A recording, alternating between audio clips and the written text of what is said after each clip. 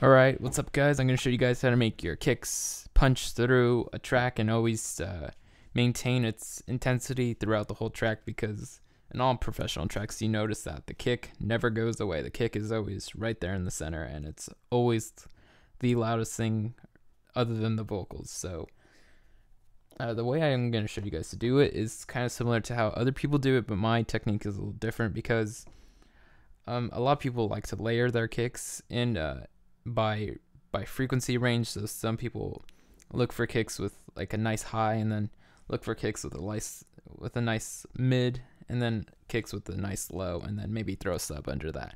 That's a good way of doing it. And the way I do it is kind of similar, but I go more for characteristics. So as you can see, I have these three kicks grouped together, and I'll show you what's going on in my group real quick. But you notice I have a sub, a body, and a punch. So this is what my sub sounds like. And that's just a silent patch I'll show you guys how to make. And then I have a body kick. So it kind of sounds like that. And a punch. So this one's obviously the one that gives me that clicky sound I like. And then this one gives me the oomph. So the transient at the beginning is sort of slower in attack. It's a little softer attack, so it doesn't really clash too much with this bottom one. And then the sub is just reinforcing everything. And it's not a very low sub if you listen to it. And if I show you on a spectrum, I mean, it has obviously the lows, but I mean, you can see it's still very mid, so it's not a low sub, but whatever.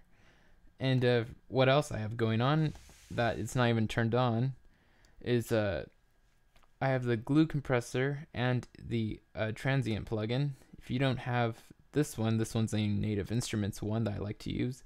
You can also use this Oxford transmod, which is what I used to use before I got this one. And the only reason I use this one is because I just like how it's more simple.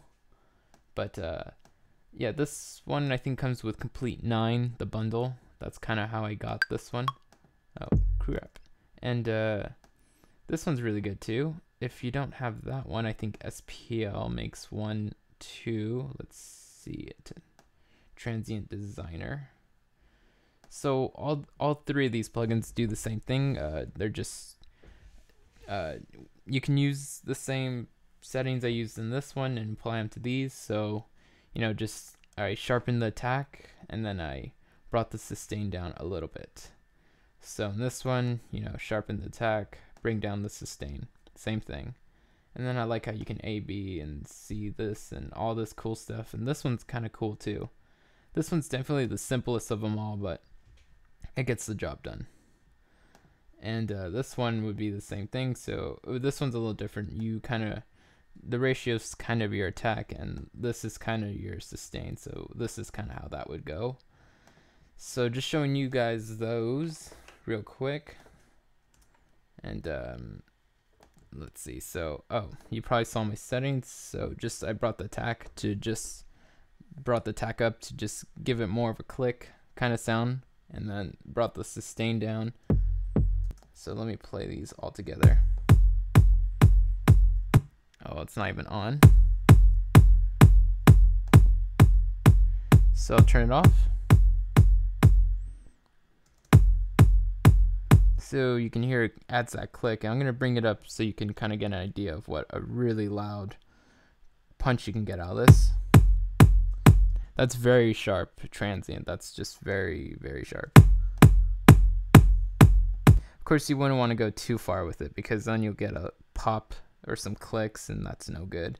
So, you know, when I use this, when I bring up the attack, I really don't ever take it past 40%, unless it's, you know, for percussion or something else. But with kicks, I leave it around 22%. And with sustain, sometimes during the drop of a song, I'll bring the sustain on kicks. I'll automate this to like 45%, so you get that big bass wall sound like this.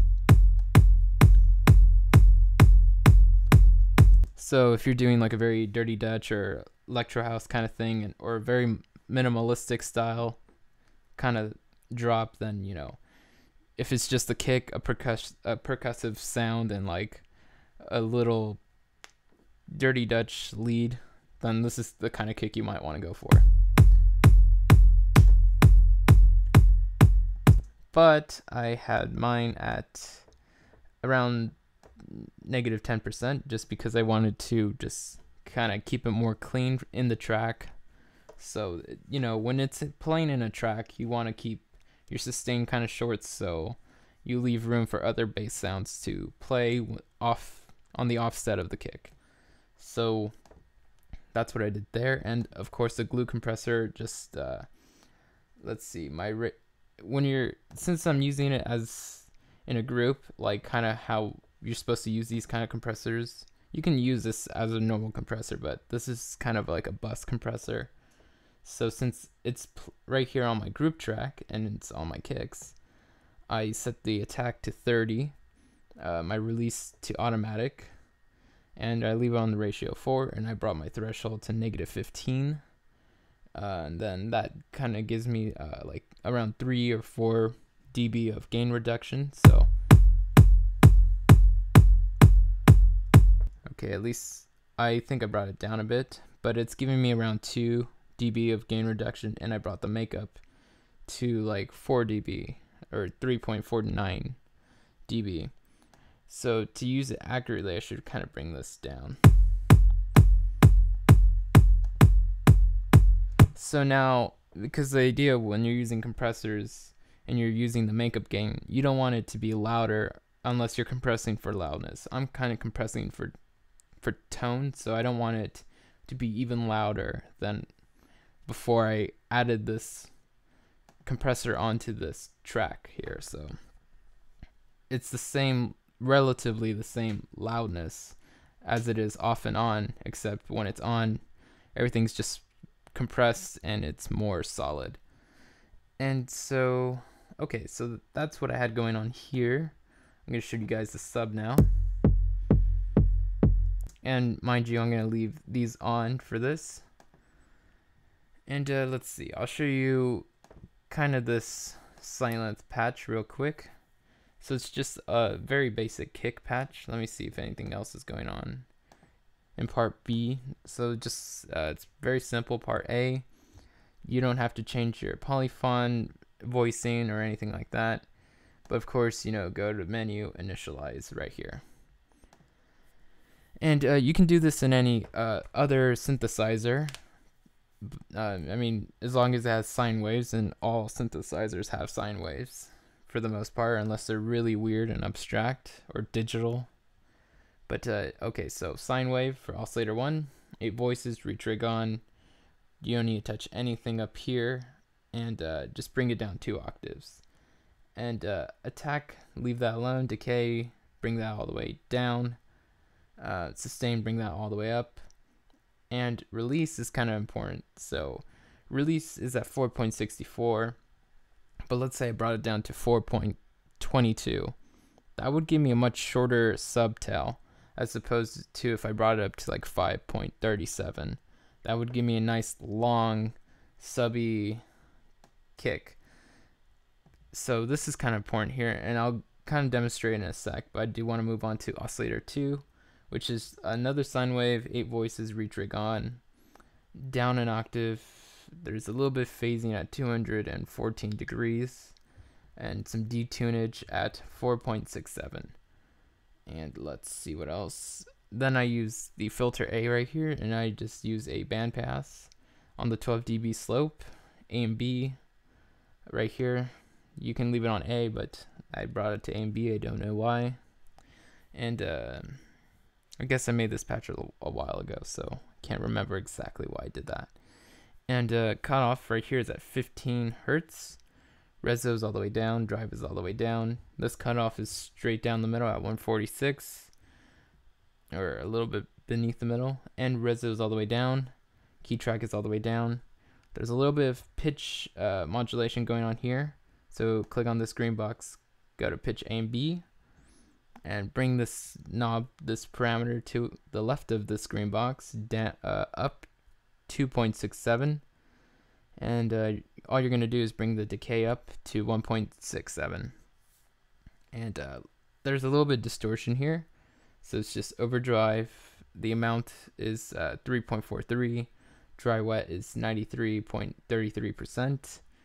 And for EQ, I'm just boosting all these frequencies. So boosting the bass by 9 dB. Bass frequency is 170 hertz. Treble, I'm boosting 9 dB. And I'm boosting that around 44 hertz, 440 hertz. So that's basically it. And now I'll show you kind of about the release I mentioned, so you guys can kind of hear that. So you can hear how it's kind of just, well, let me bring up the release. I can't really explain it.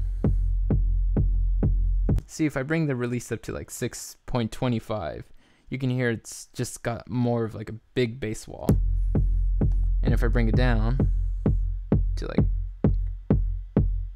it gives me the sub, but it's very contained, which is, you know, a good sound design thing for subs. You know, if you want to contain the sub sound and not have it bring out or release so slowly, I mean, that's why I like making subs in massive or silent or FM8 sometimes even. So I kind of had mine around here. So around there. And for EQ, now I'm just going to move on to what I did externally outside silent. EQ, I boosted the 123 hertz frequency by around 3 dB. Mine's at 2.86 dB. And my Q, which is kind of like the fatness of the band, is at 2.82. So if you don't know what Q does, it kind of, see, as you can see, the frequency band gets shorter or fatter, or narrower or wider.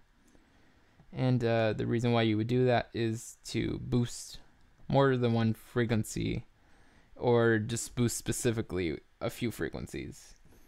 And let's see, I do like to always cut. I like to, when I use EQs for anything, I like to cut more than I like to boost, because cutting is more natural of an algorithm than boosting. Boosting is kind of adding like phasing and irregularities and stuff, so you don't want to boost a lot. You should kind of get in the practice of cutting more things. So what I like to do with kicks, I like to cut the 1K area by like -6 dB or 9 dB. And this is a very common thing. I see a lot of people do this. This is actually the way people are taught to EQ kicks in any genre. And then what I also like to do, this one's not always pushed on people, but I think when you're making music in the box or on a computer and it's digital, then you want to start cutting around the 3K to 2K on kicks, because that's kind of like digital noise sometimes. I mean, there is a tone in this, but I prefer it out, at least on this. So this is like around 2.89 K. I cut that by -5 dB around there, and my Q is 0.71. And this right here is just sort of kind of, let me see if I can show you. Yeah, so this other band right here is just kind of reducing the slope of what I did with this one. So if I took this one off, let me see, you can see that now it's the slope of this, because of the Q, is gonna start cutting these frequencies, and I don't want that. I want the slope to be a little sharper, so that's what I did. So I brought this to around 2.95 K, so it's kind of right above this one. I boosted it by like 2 or 3 dB, and it's the same Q as the other one. And for compression, I just have a ratio of 2.93. You can have it at the ratio of 3. I just kind of brought it there. And attack is at 2.63 milliseconds. My threshold is at -24 dB, and my release is on auto, and my makeup gain is on. So that's the sub. Now I'm gonna move on to to the body kick, and I will show you what sample this is for all you guys that want to know exactly what I was using. So this is a Vengeance kick, and these are good samples. They're very decent. A lot of people use them. They're kind of like the standard of samples for EDM. There are other better ones, but you know, these are so universally used that it's okay to use them. And they sound really good too, so that's a bonus. So this seems to be a Vengeance. Let me see if I can find the pack. Vengeance. Is this the one? Yeah, these are the ones I own. Because I do have other samples from Vengeance, but I just got those off of other people and I don't own those, so I can't use them or whatever, but that's fine because I like mine, the ones. So this is a Dirty Electro Volume 2 Vengeance. So if you guys wanted to get that down, this is Dirty Electro 2. This is the Delight kick. And so I didn't do much to it. I didn't, you know, change the fades or anything. I just kind of left things the way they were. And if you didn't know, in Ableton, by default, when you bring in things kind of short and like kicks, like kick samples, it'll give you a fade at the beginning so it prevents a click or a pop. And some producers like to, you know, bring that fade all the way over here so that you get the full sound, but I don't necessarily mind it in this case. And okay, so what I did in the EQ, just kind of gonna wrap up.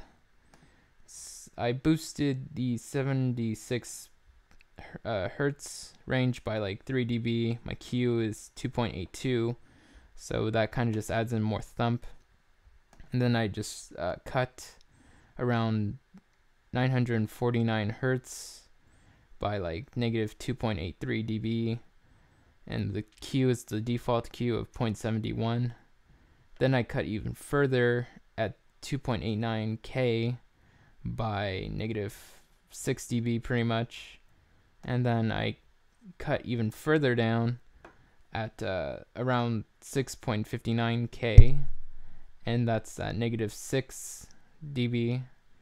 And that's pretty much what I did there, because without it, you'll hear it's nice, it has a lot of nice frequencies, and it's a very good kick.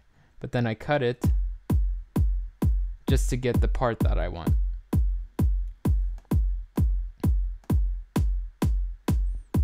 So I'm getting rid of that punch, that higher end 5K punch, because that's what I brought this one in for. And let's see, this is a from the same pack. So this is a Vengeance Dirty Electro Volume 2. This is the Jupiter kick, which is one of my favorite kicks. I use this one in a lot of tracks because this kick, you know, depending on how you tweak it, it could sound like anything. And it has a lot of nice characteristics. So what I did here was I boosted the 100 hertz, so 108 hertz by like 3.6, by 3.60 dB, and that the Q for that is 2.82. Then I cut at 228 hertz, negative 10 dB, just so that these don't clash so much. And I left the 1K area alone, and then I did another cut at 4K by like negative 9 dB. And then my Q is also the same as by default. And I cut the high, so pretty much you could just bring this up to 19.7 or 8K, and I just did a nice little, where the hell is this one? As you can see, I selected a low pass for that, and that's pretty much it. So when you combine all those EQs in these samples, and then you combine it with the sub, you get this sort of sound. So let me solo that. And then, you know, of course, adding on the track processing beefs it up. And then when you play in a track, you know, all together, Doesn't really matter how loud everything else gets, as long as you do your gain staging right, which means, if you guys don't know what that means, that's kind of like a mixing thing where you set the volume of your kicks first, and you might want to have your kicks around. So if I play this by itself, I kind of want to have this around, you know, anywhere from -7 dB to -10 dB, or sometimes I'm okay with it going up to -4 dB. And I set the volume of my entire track that way. And then everything else is just going to be a little bit quieter than that. So as long as you do your gain staging right, the kicks are never going to go away. Because sometimes you hear like tracks that, or you know, by producers that are kind of learning and stuff, you hear like the kick is really loud in one spot, but then once it gets to drop, you can't really hear it. It kind of gets buried down. So these kicks, as long as you do things, your gain structuring right, you won't ever stop hearing these kicks. These kicks will be punching the whole way through, and that's good. So hope you guys like this. I'm gonna guess this is kind of a long tutorial. It feels like I've been talking for a long time, but you know, there had to be a lot of explanation in this. So hope you guys like this, and let me know what you think in the comments. Thanks, guys.